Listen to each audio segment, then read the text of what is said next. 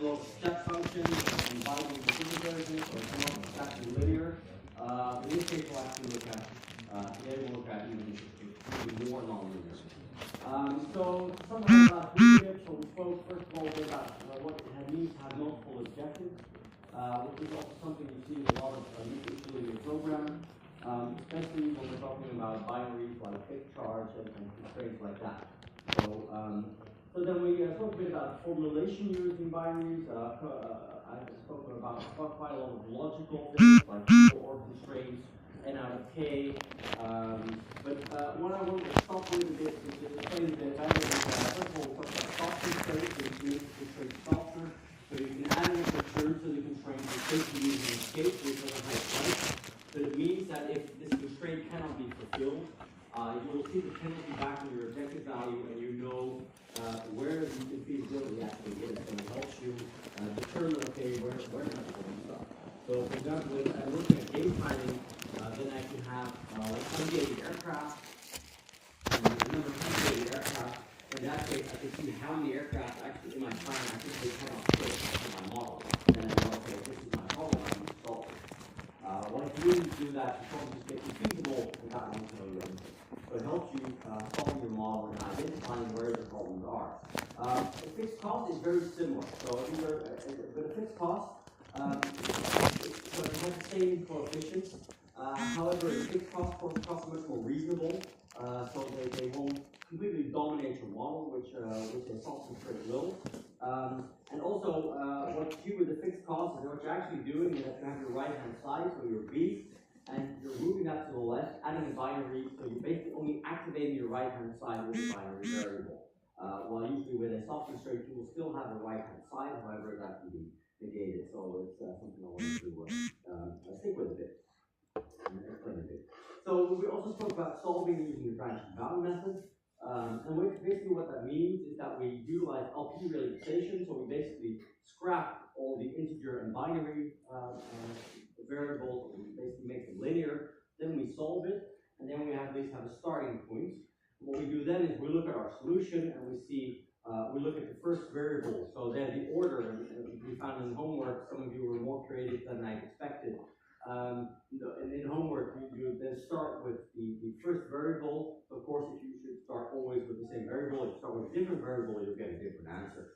But then you take the first variable, which is non-integer, and then you set that basically or to the upper or higher or lower. So you round it up to the nearest and down to the nearest integer or binary, then 0 or 1, and then you solve it again, and that way you create trees with different solutions. And you can basically find, more or less like with Dijk's algorithm, you can find the shortest path with the shortest answer. And if you already know a path is going to be longer, so if you look at, if you want to have an initial solution, which is feasible, so all the integer binaries are actually integer and binary there, then we have a so-called incumbent solution, which is our reference solution. And if you find that a certain branch has a worse LP relaxed solution than your incumbent solution, then you can basically fathom it, as we call it. And basically, you can dismiss it because anything which comes out of that branch will always be worse than the solution already has. And that significantly reduces your search space. I also gave you a number of examples. So a very important one, I think a very interesting one, is the vehicle routing problem, which is basically a derivation of the traveling salesman problem. So we have a vehicle, we have customers to visit, what's the best order to visit them in, and for example, also looking at time constraints, things like payload constraints, and all sorts of things like that. So it's a very important, very interesting one. Also talked about the DC student assignment, where we have to deal with, first of all, trying to have an equal choice over all the students, but also where we have an additional requirement of having a minimum and a minimum number of roles, in this case in the group, and how we can actually put that into our model. Then also talk about runway scheduling, and use that to explain the branch and bound method. Or if we have order of aircraft, then that order will influence the time separations. Then we can use binaries, but what's even better is if we turn that into like a vehicle routing like problem, where we're simply ordering the aircraft in what time they should arrive, and what order they should arrive, and that's in our primary decision variable. Then we also have time running alongside that, and of course we'll minimize our time. Also talked about gate planning and gate capacity. So gate planning is really about individual gates. Gate capacity is more about we have a number of gates, or even if we want to calculate the number of gates, so we can even use that to look at, okay, how many gates we require in 10 to 20 years if we're designing our airport. Then finally, we talked about taxi planning, which is a typical binary problem in this case. So which aircraft is using which route, which segment, and what delay does it have at different segments. And these are all binaries, so you see these problems can become very, very big. A lot of this is very big. So today we'll be talking about nonlinear problems, and what we'll see there is that also for nonlinear problems, we still have the same constraints, so we still have an objective function which we maximize, and it can be subject to a number of constraints, which have to be less than some boundary condition. However, what we see if the problem is nonlinear is basically that either the objective function and or the constraint functions are no longer linear functions of the decision variables. So it said that it could be quadratic, it could be exponential, it could even be sine functions, and that does complicate our problem a bit. So if we look, for example, at this slide, I have a couple of examples of what can happen. On the left hand, basically what we see is that we have a more or less quadratic objective function with two variables. Basically, of course, you recognize this is a circle, as is the middle one. And what that actually means in this case is that we still have the window problem, so our constraints in this case are still linear. However, because our objective function is now quadratic, in this case our optimum is no longer in a corner point solution, but it's actually somewhere else, in this case still on the boundary. So it's somewhere else on the boundary. So it means that we can no longer just use the simplest method and only look at corner point solutions, but we'll have to basically do a much wider examination of our solution space. In the middle one, what we see there is even worse, which is a similar function but then shifted. In that case, actually the optimum is nowhere near the boundary, so it's somewhere in the middle of our space. And again, this means that we have to utilize a completely different search method because the simplest method is not going to find the optimum in this case. And on the right-hand side, what we see there is that we now still have a linear objective function, but we now have a nonlinear constraint. So we now have the constraint in the form of a circle, so we still have the same optimum solution, but again, this is no longer a corner point.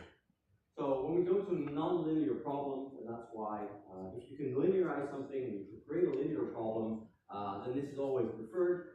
Because in nonlinear, basically means you have to do a lot more searching and you have to do a lot more work basically to find the optimum. It can be located in a lot more places. Another problem, and we'll talk about that later, is that it might even be the case that you no longer really have a single optimum, but you actually have a lot of different local and global optimum. And then if you're searching, if you get stuck in a local optima, then well, you won't know what is actually the global one. So you'll have to use a much more complex way of searching, and there's no guarantee you'll actually find the global optimum. So it becomes much more difficult to actually find the optimum and make sure it is a global optimum. So, nonlinear programming, so optimal solutions no necessarily are corner-point feasible solutions. So the simplest method won't help us there anymore. And also a local optimum is not necessarily the global optimum. So we'll have to do a lot more searching and we'll have to do a lot more search patterns. And the second part of the lecture we'll talk about meta-heuristic, which is really a field aimed at, okay, how do we find a good solution or the best solution we can find to a certain problem. So, well, there are conditions that can guarantee a local optimum, could also be the global optimum, and that has to do with, let's say, a function being concave or convex. So, if we have an unconstrained problem, so in case we don't have constraints or the constraints don't matter, then if we find a local maximum, it's also the global maximum if the objective function is fully concave or convex. So, if it's a continuous function and it's a concave function, and basically we don't have a change in sign of the objective function, we can make sure that in that case the optimum is a local maximum or minimum is indeed global. And if we do have a constraint problem, then additionally what we require is that the feasible region is also convex or concave. So that means that if we search within a certain space, that we don't have parts taken out of it, so that actually we suddenly end up with a different problem. So if we look at the different types of nonlinear problems, then first of all what we have is the unconstrained optimization, which we basically only have an objective function which we try to minimize or maximize. So if we look there, then convex programming is, let's say, one of the main types of problems. In that case, we have no local optima, and in that case, what we can do is, well, we can either be concave, in which case we have to maximize. So concave means we basically have a negative parabola. Convex means we have a normal parabola. In the first case, of course, we want to maximize. Second case, we want to minimize. Do it the other way around, we end up in infinity. And then if we look at separable programming, then actually what you see that it's quadratic. There is no multiplication between the variables, so we don't have an x1 times an x2. So in that case, we can actually split up the objective function. Non-convex, well, if you don't have a convex problem, then we'll end up with multiple local and global optima. So our problem becomes a lot more difficult to solve. Well, next to that, we can also have linear constraint problems. So in that case, the constraints are still linear, but the objective function is not. And we also have quadratic programming, in which at least the objective is still quadratic and concave, and that makes the problem slightly more easy to understand. Just to mention, there's also geometric programming and fractional programming. So geometrical programming, we simply have a function which is the sum of multiple decision variables. So it's basically a sum and a multiplication. And then if it's polynomial, then all the coefficients are larger than 0, and that actually makes it a lot easier to solve. So it's a type. And then fractional programming, and then linear fractional programming basically if we have a fraction of two functions and we're trying to optimize that, then using a couple of tricks, we can actually turn this into a linear problem, and then we can actually solve that using the simplest method. So it's just something I want to name, and I won't talk too much about these because they exist. So, like I spoke before, what's very important if you have an unconstrained problem is if a function is convex or concave. And what concave, of course, means is that the second derivative of our function always has to be lower or equal to 0. So basically means it always has a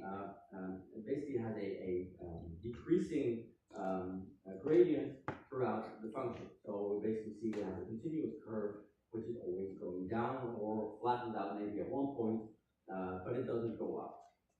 So if the second derivative is always lower than 0, then we know it's a concave function. And for a convex function, of course, it's exactly the opposite. So if the second derivative is always larger than 0, then it's convex. Well, we also have strictly concave and strictly convex.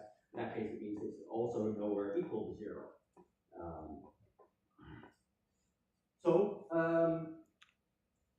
What of these functions would you say is fully convex?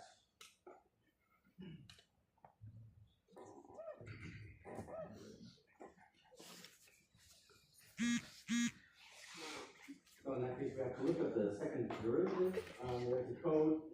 The website is responsible.eu. So there we have the code. So which of these is fully convex?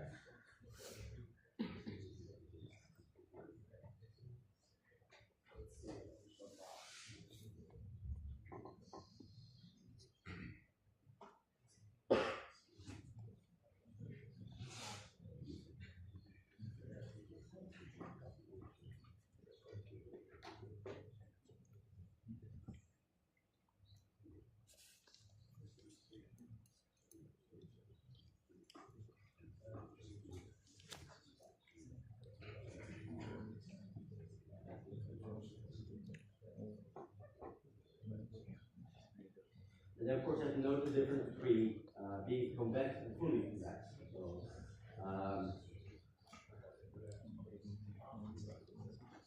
So I'll start the timer.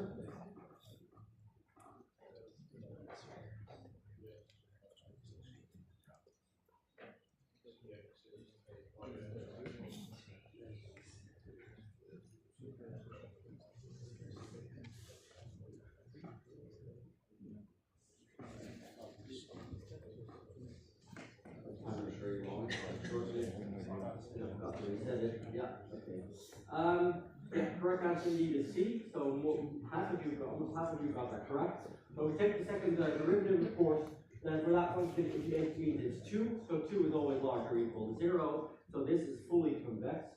The other ones, of course, are concave, the first two. And if we look at the last one, then it's 12x squared is and that means that for x is 0, actually, the second order derivative is 0. So that one is simply convex, not fully convex. And of course, for the minus signs, it's exactly the other way around, so they're actually concave functions. A very important thing about nonlinear programming is looking at gradient. So again, if it's concave and convexity, looking at the second order, again, we're looking at the derivative of the gradient. So what's very important is that we have to determine the gradient. Well, if we have a function with multiple objectives, multiple decision variables like x1, x2, xn, then we'll have to look at the gradient at a certain point, which in that case is a vector of the, which is basically the derivative of the function towards each decision variable. Also something, maybe this has gone back a bit, but the Hessian is then basically the second derivative function. In that case, we don't only have the derivative to each individual decision variable, but we basically have, we have the second order derivative to each individual decision variable here on the cross axis, and then on the other axis, we basically have the first of one variable to the other variable. Well, of course, if our objective function is simply if our decision variable, we don't have multiplication there, then of course these will all be 0. So only if we have multiplication of decision variables, then these will actually have a value, and otherwise it will simply be, well, an identity matrix with a certain number, so an identity matrix times a certain constant per function. And well, basically these derivatives, in case we have an algebraic function, of course, we can determine it. This is something we already learned in high school. But often what we'll see in cases is that it's not quite as easy because they're very, very complex functions. There might even be lookup tables in there, and especially, of course, if we have a binary column, then there's actually no derivative at all. So in that case, well, sometimes you can get away with doing it numerically. Also, if you have like a black box function, for example, you have a thrust calculation, a piece of software which calculates thrust. Often, very complex due to the fact that you have to look at thermodynamics, you're looking at pressure ratios between different turbine and compressor sections. As you might have that as a black box. In that case, you cannot just determine, for example, the change of thrust with the fuel flow or the change of thrust with the inflow. In that case, you have to use a numerical method. So basically, what if I change it a bit, and you have to numerically determine what the gradient then is. And of course, in that case, for the gradient, you need 2 points, and for the Hessian or the second derivative, of course, you need 3 points to get a number. So when do we know if a function of multiple variables is fully convex or concave? Well, first of all, the determinants of the Hessian in this case, so that's why it's mentioned the Hessian. The determinant of the Hessian always has to be larger or equal to 0 for convex and concave, or strictly convex, of course, it has to be larger than 0, and it's not allowed to be 0 at any point. And that's both for concave and strictly convex. If it's not, then we'll basically end up with saddle points, and then it looks optimum for one decision variable, but actually moving with the other decision variable will still mean you have a reduction or an increase. So this is not the case when we basically end up with saddle points.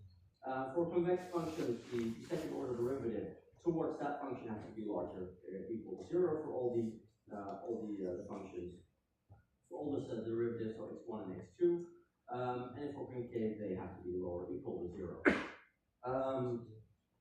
Of course, you can see here if one of these larger theorems, you have the smaller than 0, and this one will hold even. So functions are Hessian. The Hessian is positive and semi-definite. Well, the function can be written as sum of function of 1 and 2 variables, or we can actually split it up. Then we can also test it on the different parts. So we don't have to do it for the whole at the same time, but we can actually split it up into independent functions. And as long as the independent functions are concave or convex, the total is as well. So convex sets. So this is for unconstrained. However, if we also have constraints, then we also have to make sure that the set is also convex. Well, what does that mean? Well, it means that basically, for any 2 points you take, let's say in your boundary, all the points in between there have to be within your feasible region. So on the bottom left, you can see one example where I have a cutout. And in this case, well, this clearly is not a convex function. So here we actually have a change. And here also we have a point cutout. And that means if we interpolate between these points, will actually be, if these points are feasible, then the points in between are not. So this is not allowed, and could happen if we have a objective function well, you can see that here we have an optimal solution, local maximum, and actually the point in between these two are not feasible. So that means that it might very well be in some cases that our optimum solution is actually outside our feasible space. So convex, in this case, actually it is convex, so in this case, we actually have a line in between here. It's of course not fully convex because here we have a horizontal line. So, well, in this case, again, you can see we have a local maximum and a total optimum solution. But actually, if we get stuck here in the local maximum, basically going towards the optimal solution here, we'd have to have a decrease in our objective value, so it will never convert. So we can simply get stuck here in the local maximum. So this is why, in this case, we have to have a convex set in order to make sure that we can use gradient-based methods. Yes? So if we look at the single variable unconstrained optimization, so we don't have any constraints, we simply have one function, one variable which we need to optimize. We'll also use this later when we look at multiple objectives, because then what we'll often do is we'll take lines, and along those lines, again, we have a one variable maximization problem. So in that case, we have to have a contained objective function, and it has to be unconstrained, so we don't have any limits, which means we have to look at the boundary as well. Then we know that a certain value of x is optimal if the derivative is 0. Well, this is something you've already learned in high school, I guess, right? So if you look at the derivative of the function, you make that equal to 0, then that should give you your minimum or your maximum. So we can solve that analytically. So if we can calculate the derivative, set that equal to 0. However, again, for let's say quadratic functions, this is doable. But then if we have a lot of exponentials in there and a lot of other things, then it becomes a lot more difficult. And then we'll actually have to use a numerical method, which two I'll talk about, the bisection method and Newton's method. And if you really want to do this for a living, then you probably want to look at more advanced methods like the golden section search. But for now, we'll simply look at the bisection and Newton's method. Okay, how do I now find the optimum point for this function? So, the bisection method. The bisection method basically uses the fact that we know that if our x, if we have a maximization problem, that if the gradient is larger than 0, it must be on the left side of our optimum. And if it's lower than 0, then we must be on the right side. So let's say on the large side for our objective, which in this case is x, or this is variable. So the derivative basically becomes 0 if our x is equal to our optimum value. The upper, what we then do is that we take the upper and the lower based on the value of the derivative, and we basically iteratively tighten the search region and just even half it. And depending on how we go, we basically have it every time, and every time we basically get closer and closer, but often we'll never fully get there. And we'll basically stop at a certain point depending on the distance between the two bounds. So we'll say, okay, we'll start with a distance of 10, we'll have it every time, and we'll continue until the distance of 0.1. And that way, basically, we converge towards the optimal solution. Well, I've got a small example here, where basically we have to take an upper and a lower bound. We of course have to make sure that these are around our optimum, so we need to have at least some idea of where our optimum is. So in this case, we've taken 0 and 1 as our 0 as our lower bound and 1 as our upper bound here in green. We now look at the halfway point, which is in this case x with an accent, and there's now basically at point 0.5, so our upper bound is 1, and then the distance is 1. And our concave function in this case is minus 36 x squared minus 60 x to the 4th. And of course, we'll have to look at the maximum. So, okay, now 0.5, what we now have to do is that we now have to look at the derivative of the function at this point, and if we now calculate the derivative of the function at point 0.5, we found that the value there is 10.125, which basically means it's larger than 0. So that means that our optimum is actually to, in this case, the right of that function. So what we now do is that actually we dismiss the most left point, or a lower bound, and we replace that by our intermediate option, in this case at 0.5. Our lower bound now becomes 0.5, and our upper bound is still 1, and that means that the next intermediate point we'll look at is at 0.75. And the distance now between our upper and lower bound go half to 0.5. Okay, now we look at the point 0.75. There we find that the derivative there is 4.09, so the gradient there is 4.09. So again, it's positive, which again means that the optimum must be to the right-hand side, so it must be at a higher value than this intermediate point, which again means we can dismiss our lower bound and replace that by our intermediate point. So now basically our lower bound becomes 0.75, which was the value of our intermediate point. That means, well, our maximum is still 1, our upper bound is still 1, so our intermediate point is 0.875.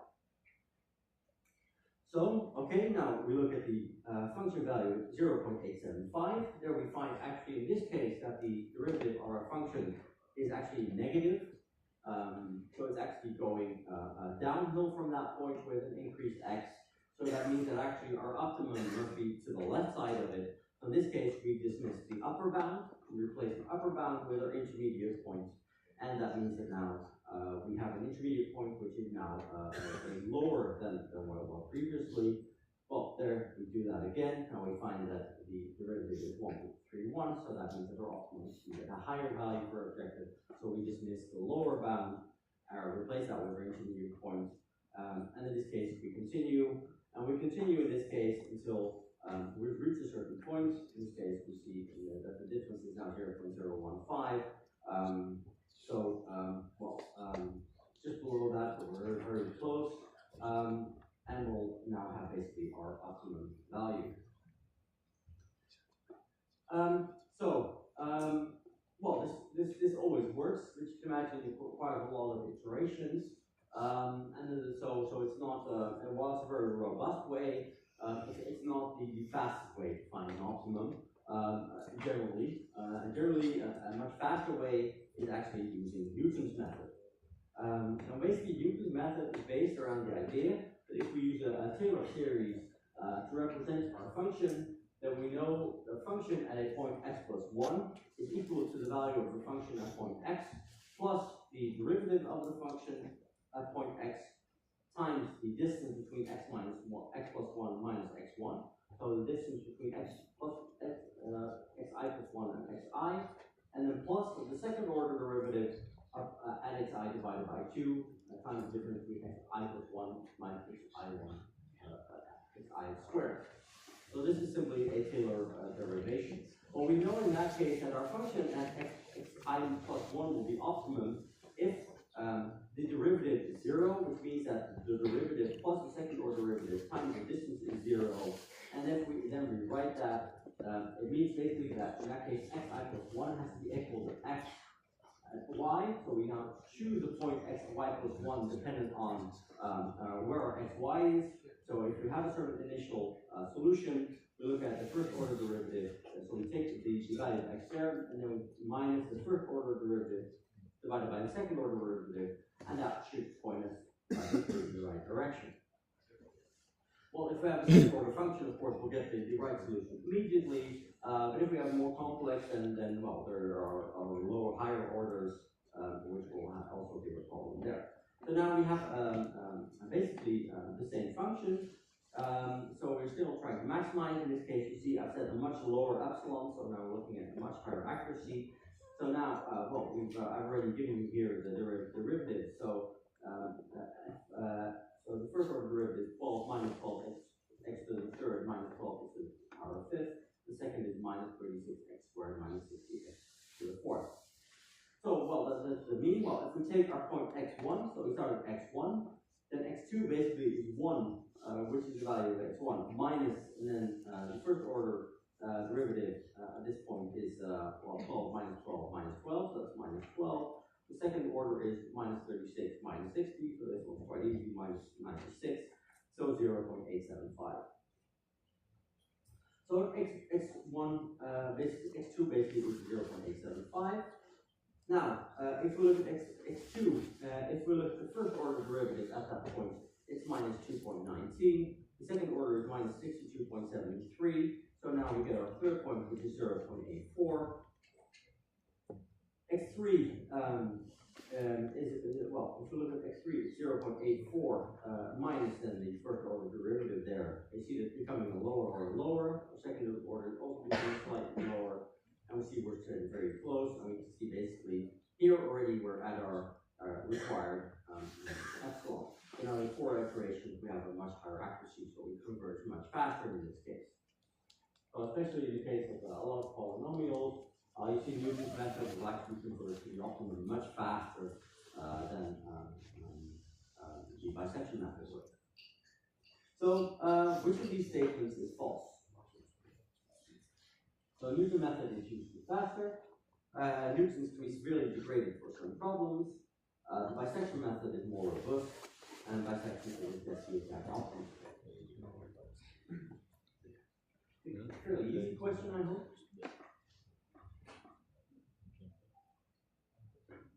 Well, maybe there's some doubt about these. I'll come back in a second. I'll start the timer again, but I think it's still at 30 seconds, so I'll have to. Yeah, 30 seconds is a bit much. I'll cut it down after 2, after 10. So I'll give you 5 more seconds, 4, 3, 2, 1. Yeah. Half, quarter, 8. Okay, I'll stop it there. Yeah, so indeed 60% of you got it right. So bisection actually it will converge, but the area will get smaller and smaller. But you won't always get the exact optimum. That's true also for Newton, so Newton converges a lot faster. What I should mention is B. One of the problems you can imagine is that especially if you specifically design a function to do that, and you'll find that in your homework, that you can actually get stuck in a circle with Newton's method, and you'll actually be going down and down, and basically going in a circle around the optimum because of the way it's formulated. Now, this is something that doesn't really happen a lot in real life. But of course, mathematicians, they basically live and breathe to find functions which destroy your method. So they will indeed see that that it can happen, that you're actually iterating around and iterating in circles and never finding your exact optimum. Well, if we look at a problem with multiple variables, then, well, first of all, of course, we need to have a concave objective function. And of course, it should be unconstrained. So in this case, we assume it's unconstrained. You can always, of course, always start out with optimizing it unconstrained and then looking if it's within your constraints.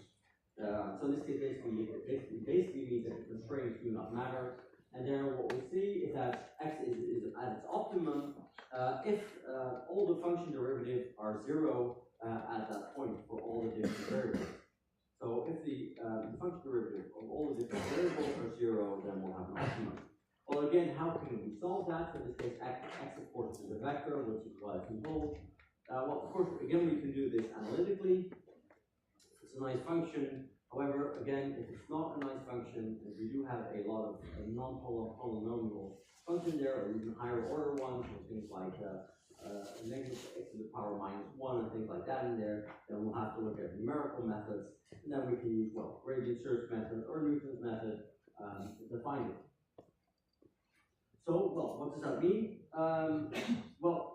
The gradient search method basically looks at, in this case, we'll have an energy landscape, so we'll have, if we have 2 variables, and of course we have a surface area, and it will basically look at, okay, which direction shall I search with, and it will base that on gradient. So it looked at what's the derivative to variable 1, what's the derivative to variable 2. So what direction is the optimum according to this gradient, and it will start searching in that direction.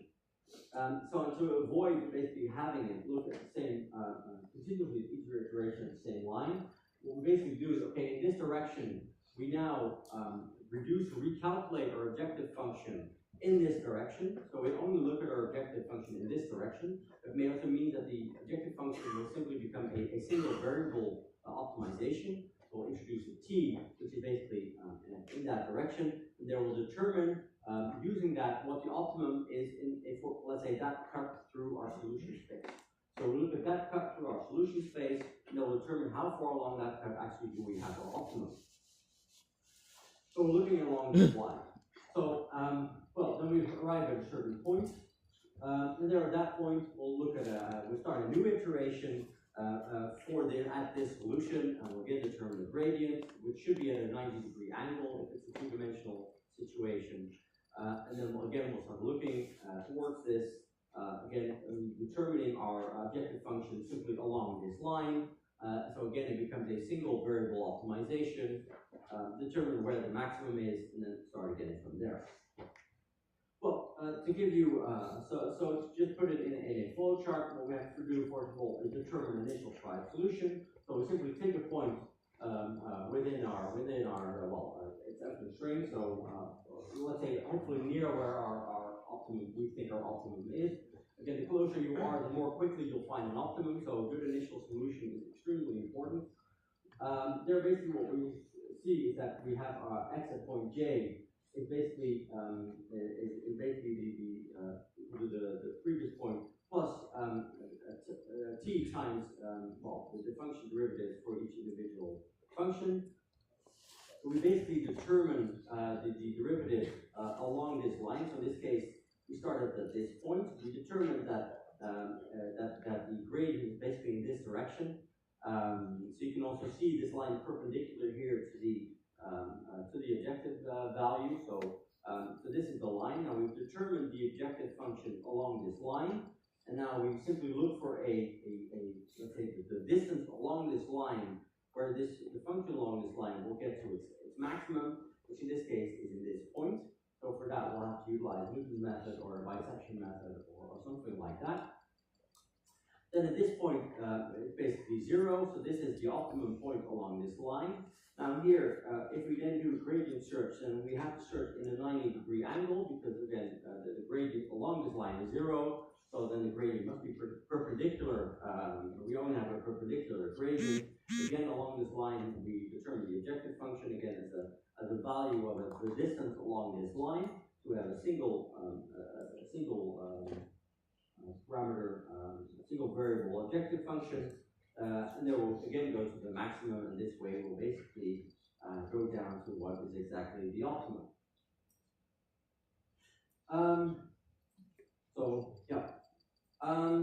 So again, this works. Again, it's a lot of iterations, and depending on the situation, you should get to an optimum again. But again, it's feasible. That especially if you have something like a massive swirl, but again, you're continuously iterating around the optimum and not landing there. Again, in practice, you will not see that happen unless you have a specifically designed problem to do that.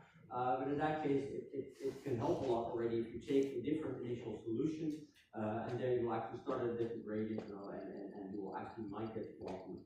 So again, if you notice you get stuck in a circle, if you then switch your initial solution, then you should end up somewhere differently. Again, also here we can use Newton's method. So also if you're using multiple variables, we can use a quadratic approximation, so a Taylor series of the objective function. So we'll look at the first and the second order derivative. And again, by maximizing the approximate function, we can obtain a new solution. So where we have for a single parameter case, we have that the x at I plus 1 has to be equal to x at y minus the first order divided by the second order of the derivative. We can also do that now for multiple variables, where we simply say that our next vector point, so this is of course the vector of the x1, x2, x3 to xn, which is basically the vector point at our current point, minus, and this is the Hessian, the inverted Hessian, times the vector containing the first order derivative towards each decision variable. Yeah, so now we can also use this. Well, of course, this basically means we have to invert a matrix, so that's fine if it's like 2 or 3. But you can imagine if you have like 10 or 100 variables, then you probably want to use a computer. Yeah, because it becomes less fun.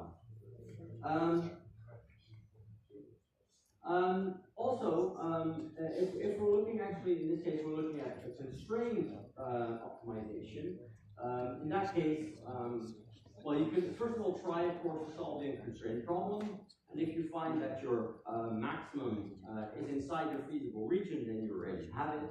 However, if you find it's outside, then you'll have to look at, okay, where is it then? And one very good way then of searching is using Frank Wolf, which is actually, well, it's a linear approximation, and what we're actually using is we're using the simplest method. So what we're basically doing is that we have our function. Again, we determine the linear approximation for our function. So we're looking at, so we're linearizing it. Then we're looking at, okay, what now is the corner point solution in this case? So we have to have linear, linear constraints. So what now with our linearized objective function is our corner point optimal solution? There we take the initial point, we determine a line from this point towards that corner point solution, and now we're looking along this line, and that makes sure that we stay within our confined space. So we're doing like the gradient-based search method, but by applying a linearization and using corner point solutions, we're actually looking in between initial solution and corner point solution, and that way we're iterating towards an optimum, which is surely within our feasible space.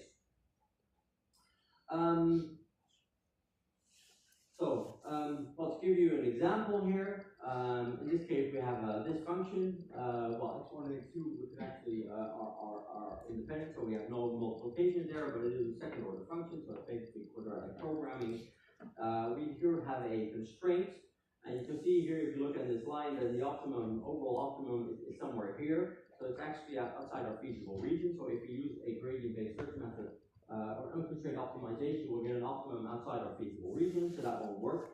So what we'll do here is that we choose an initial solution, in this case 0.0. There we determine the gradient along this line, which is 5 and 8. So it's 5 in direction 1, 8 in direction 2. So basically in this direction. Now we use the simplest method to determine for this linearized problem what the corner point solution is, which is optimal, which in this case is 0.3. So now we basically take a line between our initial point and this point, and we determine the objective function in this direction. So again, it's a single variable optimization.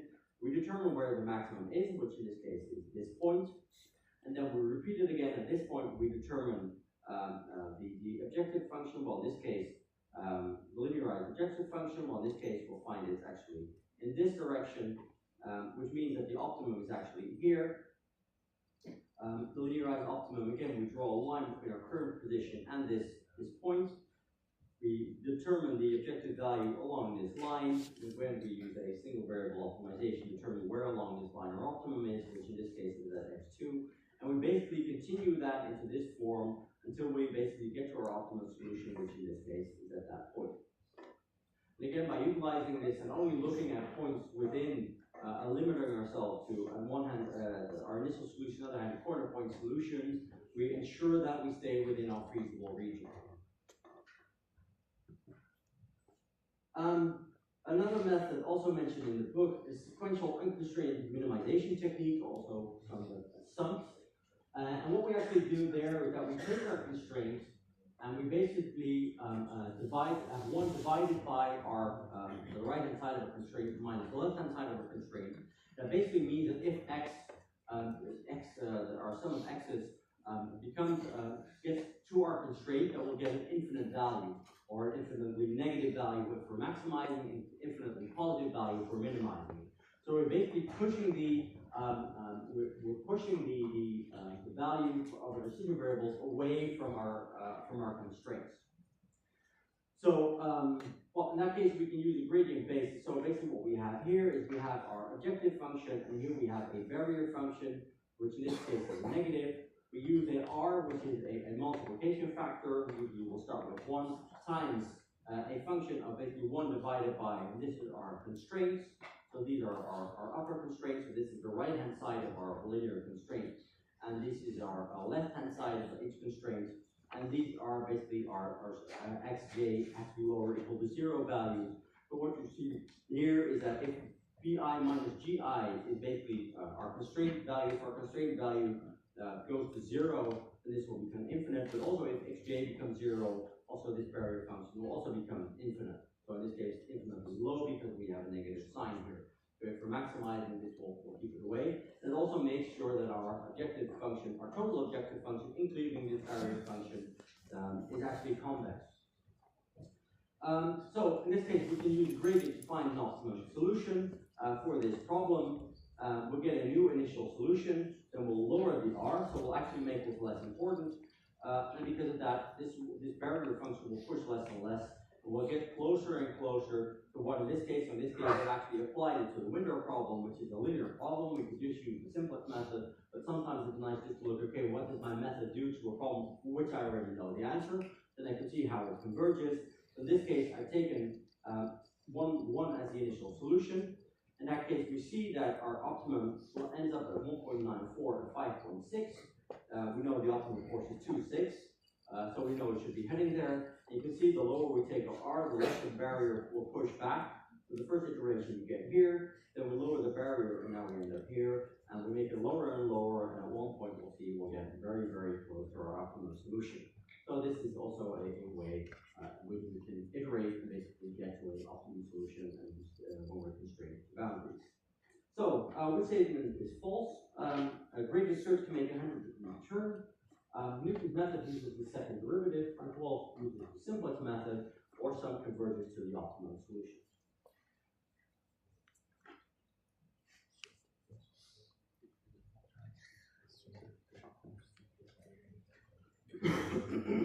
Start the timer, and I'll give you about 10 seconds, and then we'll have a break. So the second part is slightly shorter, so don't worry, I'm not going to run late. I have slightly more to say now than okay, 4, 3, 2, 1. Yeah, very good. The gradient search cannot make a 100 gradient return, because that would of course mean we end up with the same objective function from a single variable as we had before, and we're really at the optimum of that, so it would basically mean we cannot make it like that. So because we're at our optimum in that direction, it means that our next gradient function should always be at a 90-degree angle, because we cannot optimize it anymore in that direction. So gradient search can make a 90-degree turn. Actually, it will always make a 90-degree turn. Again, Newton's method, of course, uses a first divided by second order derivative. Frank Wolf uses the simplest method, so you use a linearization of your objective value to determine the corner point solution.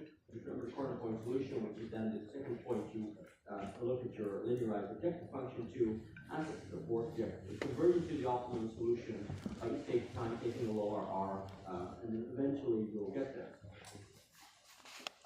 Final question. So what will not work for an unconstrained problem? So which of these search methods will not work for an unconstrained problem? And then we'll go to the break.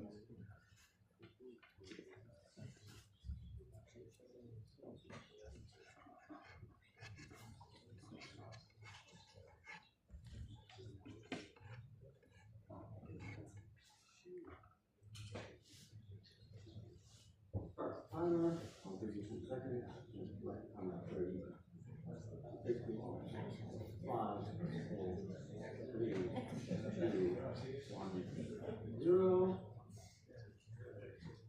Yeah, Frank Wolf. If we don't have an unconstrained problem, we of course cannot have a corner point solution, so in that case Frank Wolf will not do anything, and we might as well just use a gradient-based search method. So Frank Wolf is really specializing in linearly constrained problems. And of course, if you sum on an unconstrained problem, it will simply just be a gradient-based method, so there's no point in using it. Because again, your barrier function will be equal to 0. You won't have a barrier function, so in that case, it's just simply a gradient search. So some you can, but there's no point. But Frank Wolf is really you can't, because you can't linearize it to get a corner point solution. Just for French rules, it's even more the basic. Okay, let's have a short break and then we'll talk about mental.